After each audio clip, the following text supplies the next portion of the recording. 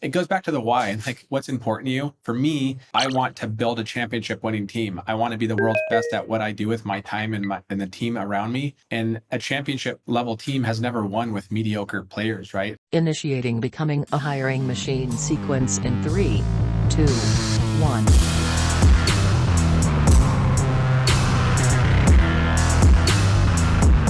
Hey everyone, it's Sam Keenley and welcome to Becoming a Hiring Machine. This is the show dedicated to fixing recruitment by going beyond saying what needs to change and instead teaches you how to make the change.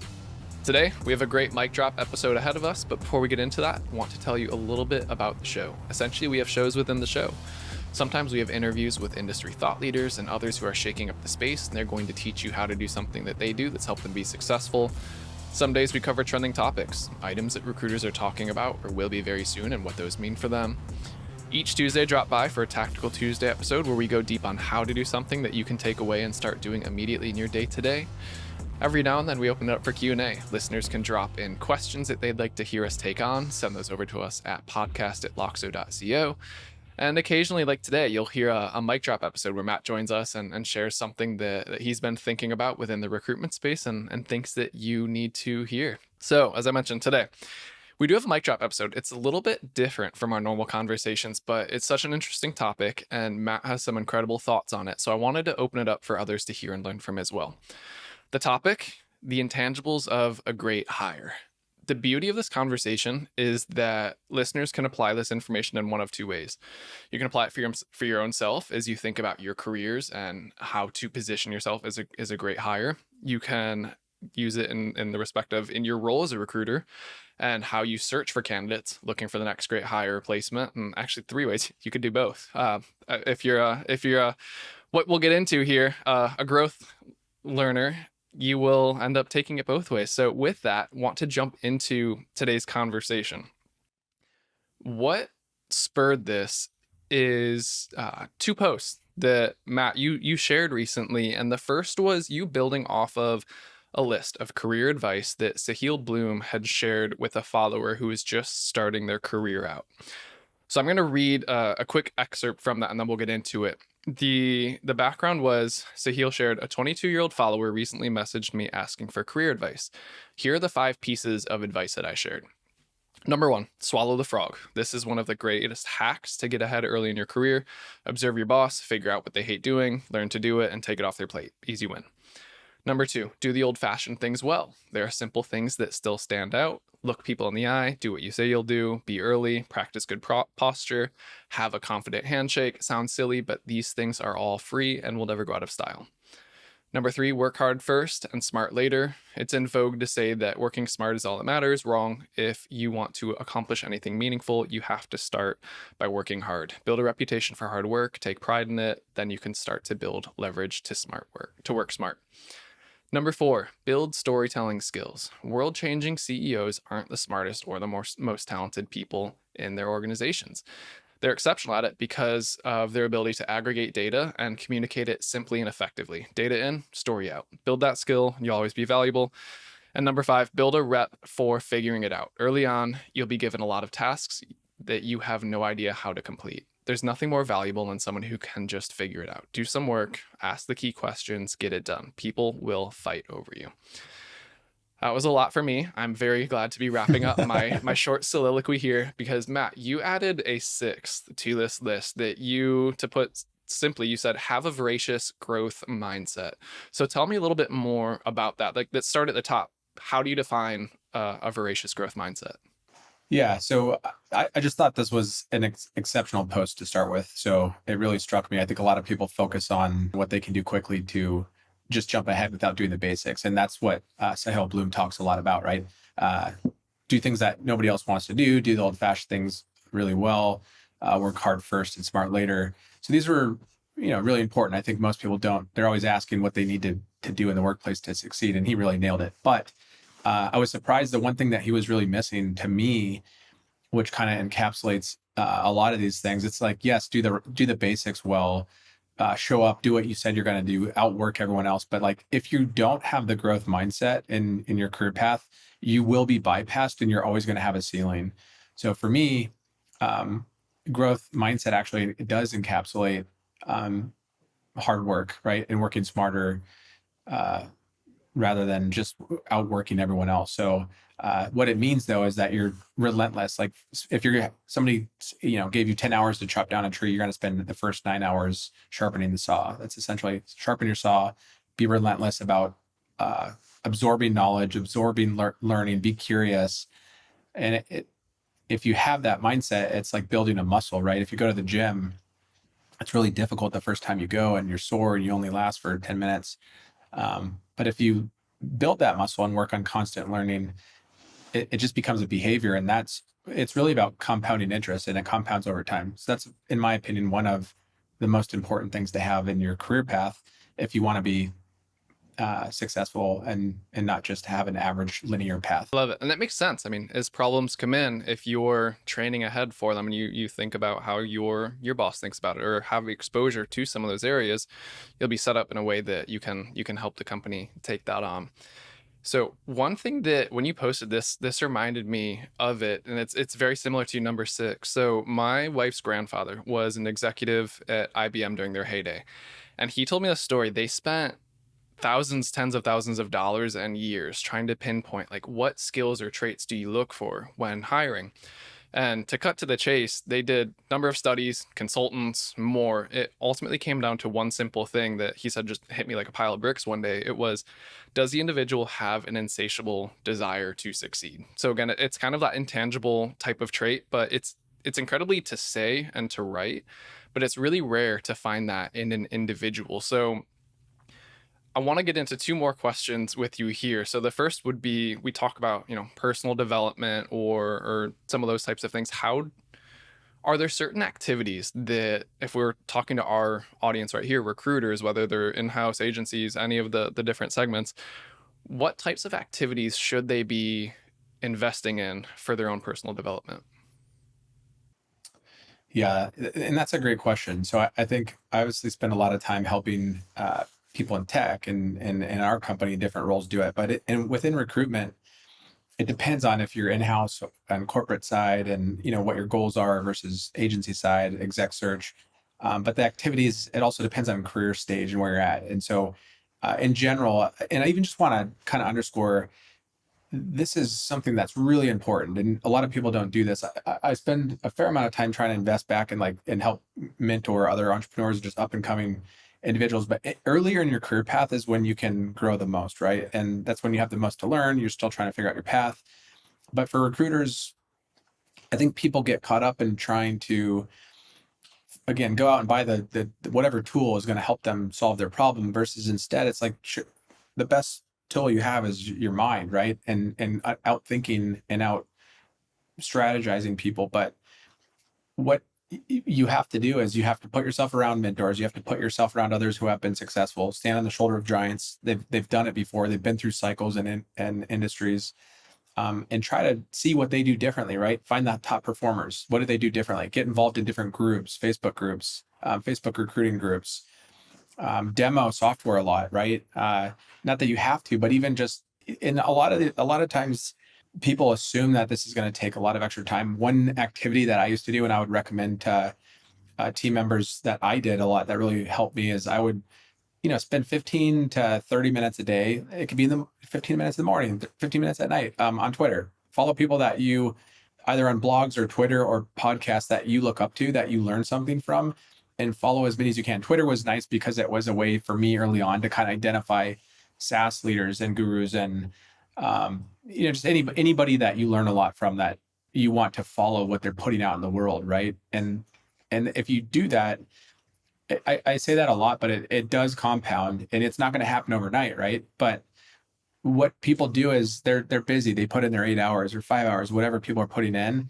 The ones who are most successful are constantly investing in themselves and learning. And that should be an hour a day minimum outside of your normal work. It sounds like a lot. But over 2 years, you'll start to bypass your peers. Over 5 years, you'll become the best one around you. Over 10 or 15 or 2 decades, you're going to look around and say, oh my God, that there's no one else around me that even understands what's going on, and you're 4 steps ahead. But what I would say, going back to the mentors and stuff, the only thing that matters is, first of all, just ask yourself why. Define with clarity. Basically, if you look at if you can go back and look at your life in chapters, you need to understand, especially like the older you get in your 30s and 40s and 50s, you start to realize, uh, people underestimate what they can do in 10 years, but they overestimate it in a year. But if you define with clarity, like, what do you want to be when you're 50? What do you want to be when you're 40? What do you want to be when you're 30 with as much clarity, and why? And like, what type of relationships? Who do you want to love? Who do you want to love you? And why does any of this matter? People start to realize, and they panic, and they have a lot of anxiety and stress. Before you worry about growth mindset, before you worry about goals, and before you worry about that, oftentimes people don't quite need as much as they really think they, from a financial perspective. But that's really what the most successful, hungry people, if you want to be voracious, you want to be the growth, have the growth mindset. Why? Do you want to own your own company and be a leader? And do you not want to let them down? Do you want to give back at some point? Do you want to have a yacht? Whatever those are, that's what's going to sustain you and give you the motivation to actually have the behaviors to enable you to do it. If you're just terrified that you're going to, not be able to pay your bills, but you don't really care, you're not going to do it. You're not going to have these behaviors. You're not going to have these habits. So, before you can have them, you have to first understand why, what drives you, and truly care about it. Otherwise, and that's okay too. For some people, maybe they're perfectly fine. They don't want the risk. They don't want the responsibilities. They don't have that, and that's fine, right? They're happy to kind of be a contributor and just kind of go with it. But you're actually putting your career, in my opinion, you're putting your career and your profession and your income and your families in a much higher risk, because you're not proactive, and you're just, when the economies shift or things happen, you're actually not in control, right? And so people that want to be in control and ahead of it, get ahead while times are good, and they make sure that they're always in a position of strength versus being reactive and not in control of their own life and their own chapters. That was incredible. So many different thoughts, notes swirling around as you went through all of that. So yeah, I mean, the biggest is obviously, so I'm looking down my notebook, like knowing your why. This is going to help you figure out prioritization of what should I be focusing on, where should I be spending my time, and also it's going to draw you to things that you enjoy doing. And like you said, that 1 hour of extra work doesn't feel like work at all. You enjoy doing it. And to put it into perspective, 1 hour a night, like, stop watching Netflix for one episode. You can watch your second episode. We all know that you're going to binge it. So just cut out one episode, replace it. It's really easy to do. So you can work it in that way. And when you were talking about people that you follow on Twitter or LinkedIn or, wherever it is that you're finding people, one of the best things that I was ever told was, so when I was early in my career, I was like, I need to find a mentor. And you put this awkward weight on yourself of like, who do I reach out to? Are they going to want to do it? Most mentorships aren't official, is what I learned. It's, you can have a mentor that is someone you follow on LinkedIn or Twitter. Like, they can mentor you. You can learn from someone who's no longer here. That's what a biography is for, what nonfiction books are for. So don't overthink the word mentor and that it has to be this tangible, physical, give and take relationship. You can learn from anyone, and that's a mentorship. So this topic starts to lead me into the next question, which was another post that you wrote this week. When we're talking about the growth mindset, as a recruiter or hiring manager, how do we spot this in people? So your next post was talking about the 2 traits that separate average leaders from the very best leaders. And you mentioned that they were quality of hire and the quality of decision making. So if we break these out into 2, quality of hire, you caveated with this early on that you do not mean the standard quality of hire metric that so many recruiters are familiar with. So first, let's define what you mean by the quality of hire within a leadership role. Yeah, I'm gonna ask Tim again this. Just kidding, Tim. Yeah, it's funny. A lot of these comments from the internal in-house TA side immediately jump on the actual metric, right? Like, quality of hire is a BS metric, and I totally 100% agree. Most metrics, in my opinion, it's anecdotal, right? Does it really matter? Well, what else is out there to kind of compare with it? But when I'm talking about this and the metric quality of hire, what I mean by that is like literal sense. How good is the quality of this hire relative to their peers? And that's a lot of what we do with our AI and modeling, and what we build is you have an existing possible talent pool. We call it the TAM, total addressable talent pool.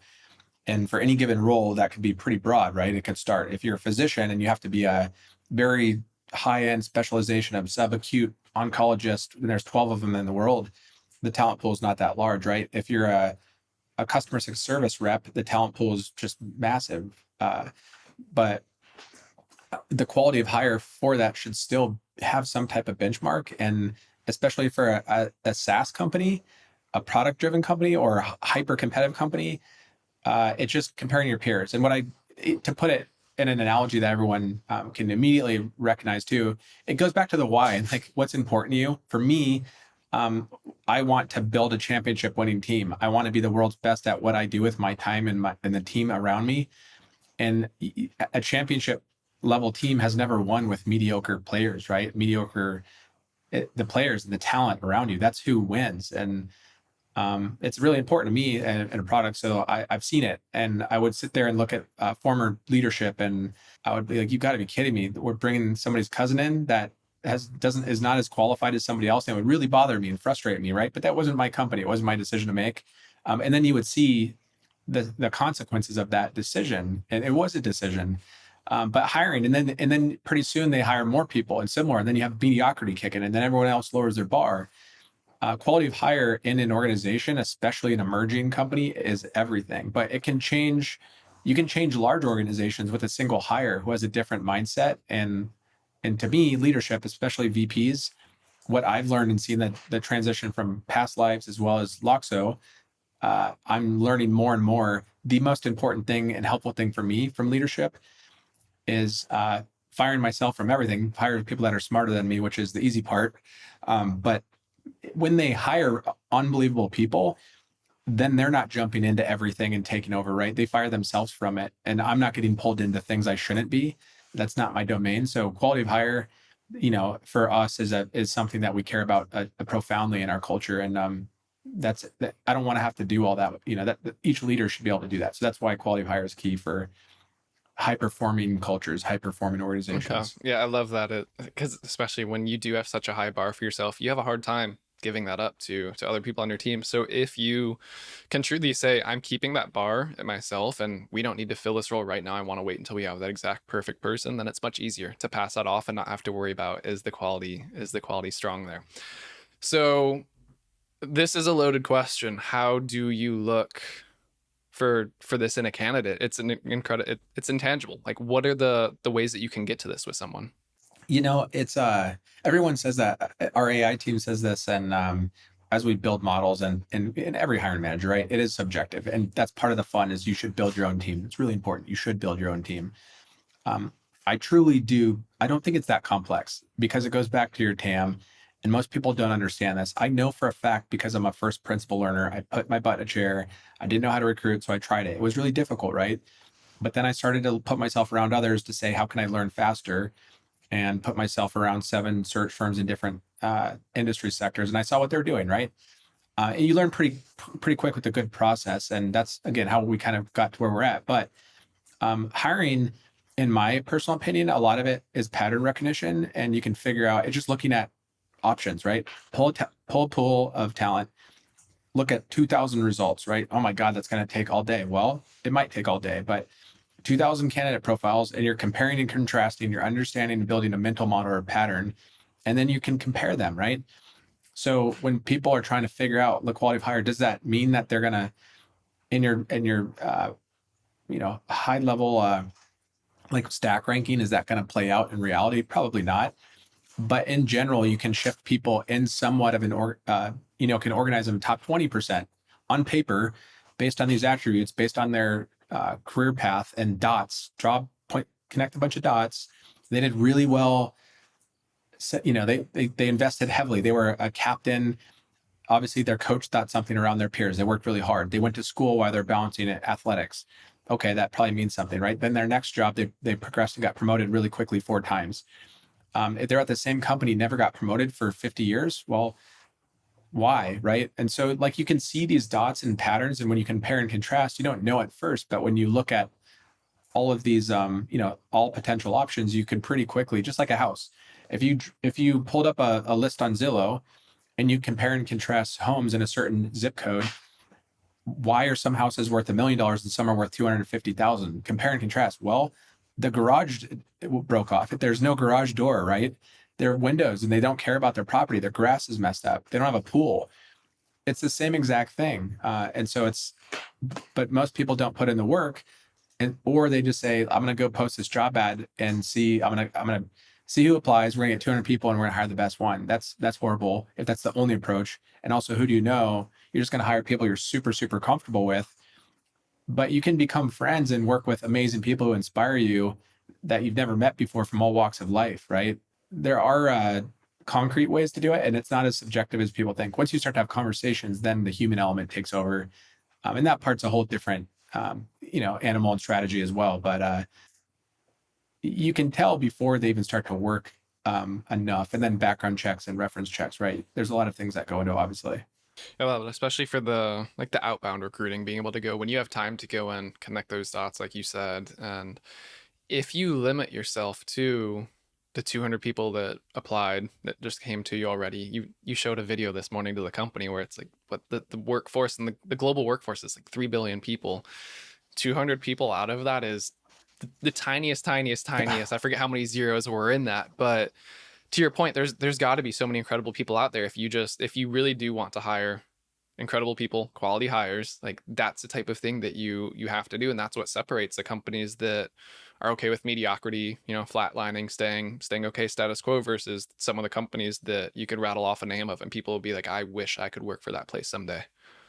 Yep, exactly. And that's culture. And it's like bar. How high is your bar? Do you care? And why are you doing it? But I mean, yeah, and you've built an incredible team already. And I think people see that inside Loxo and they're kind of taken back, like, how this is crazy. How did we have across every single hire? How's the bar so high, right? Well, it's intentional, and we put a lot of time and thought into it. But every companies can do that, right? And then that becomes your culture, and then you attract like-minded people who want to be part of that. It's really, Yeah, really and important. it's not easy you want to fill roles quick. You have needs that you need to do, but if you can't compromise that if you truly want to do that great thing. So moving into point number 2 after quality of hire, you said the quality of decision making. So let's talk about this one a little bit more. Like, what, first off, just describe that a little bit for me with the scenario, or just however you would explain it.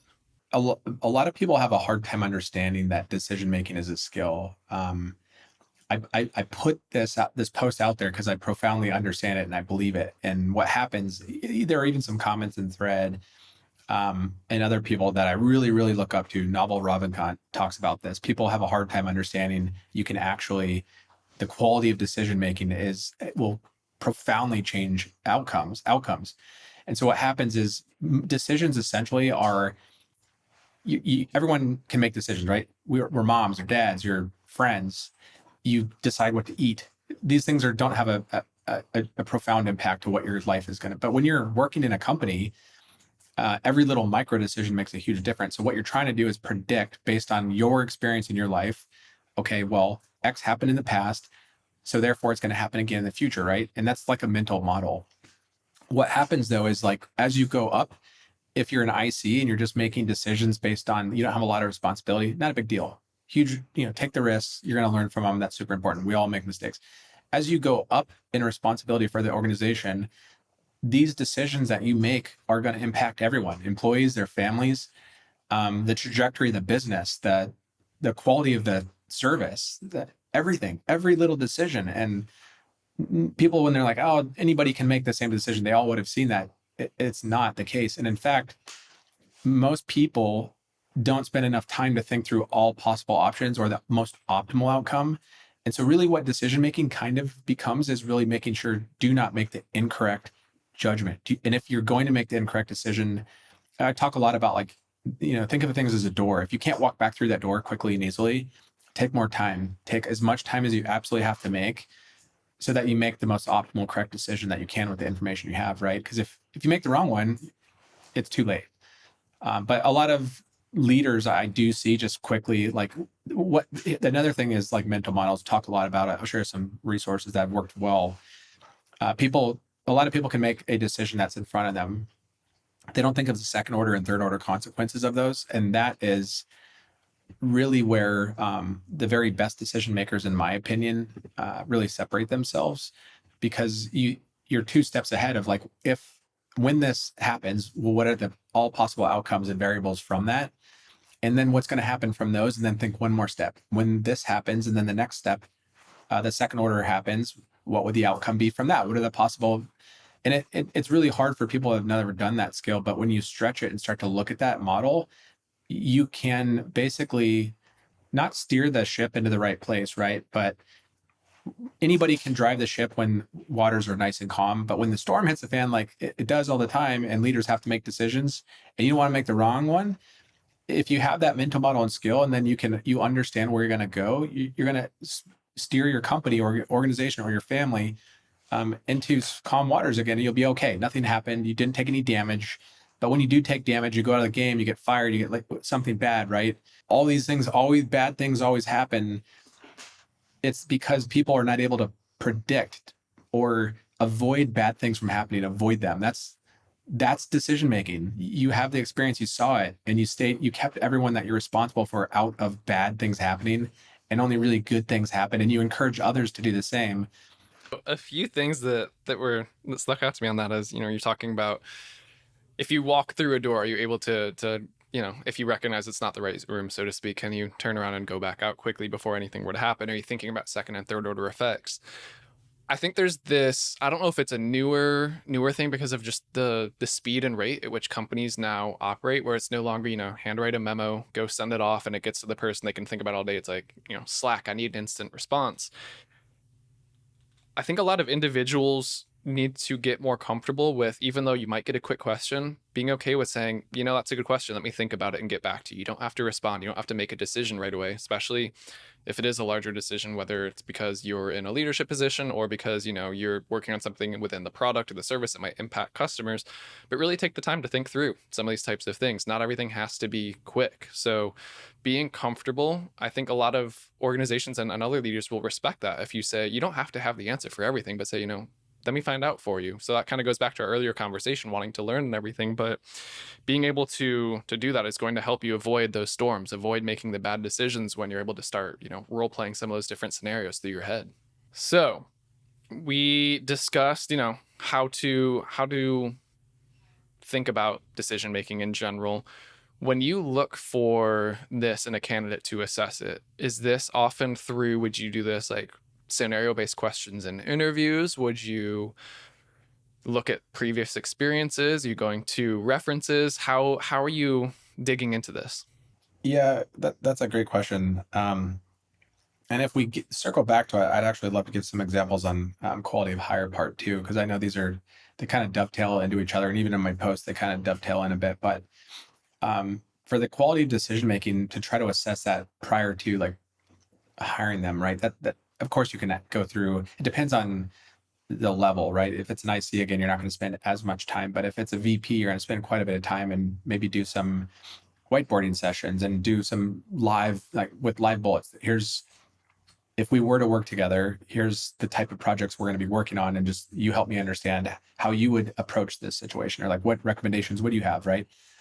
You can learn quite a bit from that. But decision making, I don't know personally if I wouldn't even worry about that, because if you assess and everything else, is this person qualified for the job? Do you truly think they're, based on your bar, they're in the percentile of relative to their peers? Do you like working with them? Do you think they're a good human, right? Does it match up with your cultural? So we have 4H. I think we've shared this. Are you happy, humble, hungry, and honest? And nowhere in there is like world-class, super high pedigree, right? It's just like, of course, we want to have people that can keep up, that are amazing people, but do they have growth mindset? Are they gritty? Do they inspire me, right? Are they super intelligent? They have a high mental horsepower is important, but they're going to be able to make decisions, right? But the thing is what I have found over time is it takes, even for myself, it just takes experience and time. If you give really smart people the tools in the toolbox and show them some examples, they really quickly learn, and within a few months to a year, they're making better decisions than I would. So I don't really worry about that too much if you have the right person. And everyone has strengths and weaknesses, right? But decision making framework, I think, can be learned pretty quick. Yeah, that makes sense when you put it through that way. So you also said you wanted to touch on a few examples of quality of hire. So I want to make sure we get to that before I answer one final question following there. Sometimes, I think it is important for people to be able to see. And it's funny that Sahil's post was talking about, CEOs, a lot of the CEOs, including myself, right? Let's see here. world changing CEOs, which is not me, aren't the smartest or the most talented in their organization, right? They're exceptional at aggregating data and communicating it simply and effectively, right? Data in, story out. That's most, right, CEOs, but that's a hard skill. Um, so one thing that I try to do is make sure, like, you'll get in meetings a lot, or you'll get around people and no one really understands. And so, like, try to boil things down to simplicity. Like, do you understand what I'm sharing, and did that help you? What did you take away from it?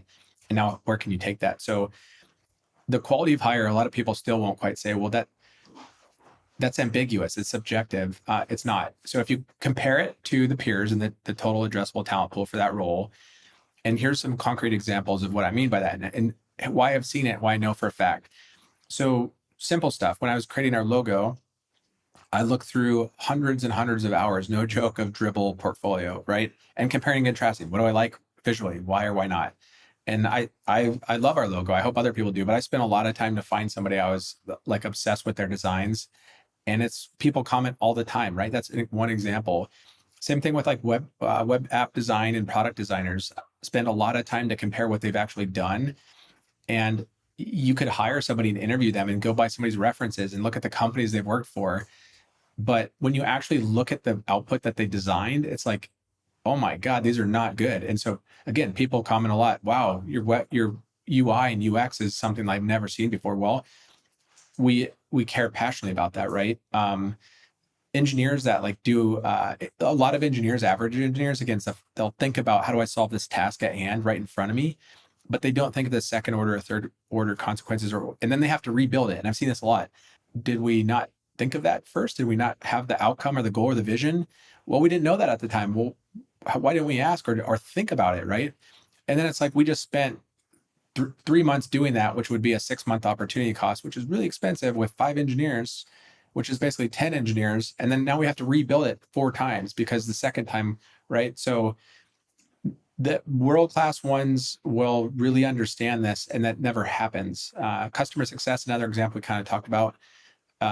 Average customer success team members, they can work really hard. They could be amazing, but the customer will come to them, ask a question. They'll just respond. The customer will either leave without understanding or say, no, we can't do that. We're sorry. World-class customer success or support will say, help me understand, or let's do the 5 why root cause. Well, why do you want to do that? Maybe we don't have that right now, but like, well, why? And then you get to it, you're like, oh, I know what you mean, actually. And so here's 3 options. Here's the option that you can take a look at. And here's what we're going to recommend. And then the customer leaves super happy. They were blown away by the service they got. You solved their problem. And these are little things. And then your boss doesn't get pulled in, and then it doesn't get escalated in their boss. It sounds small, but again, these are quality of hire. It makes everything run more smoothly. Your teammates are happier because they get to work with very competent people that help them learn and get better. The outcomes for service, for products, but also again, it's decision making as well based on who's bringing them in and managing them. So they do kind of coincide, with each other. And when you put it that way, it puts it into perspective. Just how badly do you need to make that hire right this second? Or if I'm thinking about, I'm hiring for a customer success manager, who else is this going to impact? What's the long-term consequences to customers, to working with the product team, to, all that list that you just riffed through? If you have any hesitation with those individuals or anything else, like, that's your gut saying, they might be a great person, they might be a phenomenal person, but they might not be the perfect for this role. And that's what we're after with these hires. So to bring it all together, you wrapped up your final post saying that you'll share some strategies and resources to anyone who wants to level up their game when it comes to these traits. So I don't want to spoil your posts to come, but are there a few teasers that you could share here? Definitely. And I'm a huge fan of Give First, and anybody who's as big a nerd as I am about learning and constantly trying to get their hands on it, no need to hold back. The best one for decision making, in my opinion, where it's all kind of been brought together, go to fs.com. Unbelievable resource. You're going to learn a lot there. It's Farnham Street, Shane Parrish, and go to decision making. So that will bring a lot in there. I'll share some podcasts that I've actually learned a ton from that I've just been blown away by, but Naval Ravikant is incredible. Charlie Munger, get the Charlie Munger Almanac. Actually, most people learn quite a bit from him. And he kind of started talking about this stuff before mental models were a thing. And of course, there's many others, right? His partner, business partner, Warren Buffett. But and those are, you think it would be investment, but it's not. Ultimately, when it comes to, and even for myself, and what you just said, Sam, well, there's a couple things. Everyone assumes that there's one guru, right? There's this one guru, this mentor that knows everything. That's not true. Nobody can. Most most people are not original. Things are just a derivative of something that's already been around. So figure out who's successful, stand on the shoulder of giants, learn from them so you don't have to take as much time. And then also understand that you can tap into specialists that are world class at the one thing when you need to. So if you need to talk to a lawyer, tap into your lawyers. If you need to tap into somebody that's doing performance demand generation, tap into Sam. No, if you need to, and that's what you can do, and you can follow them online now. There's lots of content. But yeah, you have to want it. If you want to be successful, you want to grow, you want to have outsized returns in your professional and personal life, you have to invest the time. But those are some really good ones. I'll share a lot more. Also, the quality of hire, we'll share quite a bit about that as well. But and we'll even walk you through examples of how to do what we've seen from quality of hire as well. Well, I can't wait for one, those posts to come from you, and two, to get into those conversations. So this was incredible. I hope a lot of people enjoyed this conversation. As I said, I know it was a little different from our normal flow, but I know I learned a ton from it, and was hoping that others will. So thank you as always for dropping by to share this with us. It's inspired me. I hope it inspires other recruiters as they think about their day-to-day and what they're getting into. So that does it for today's show. That was an incredible mic drop episode with you. So appreciate you joining, and until next time.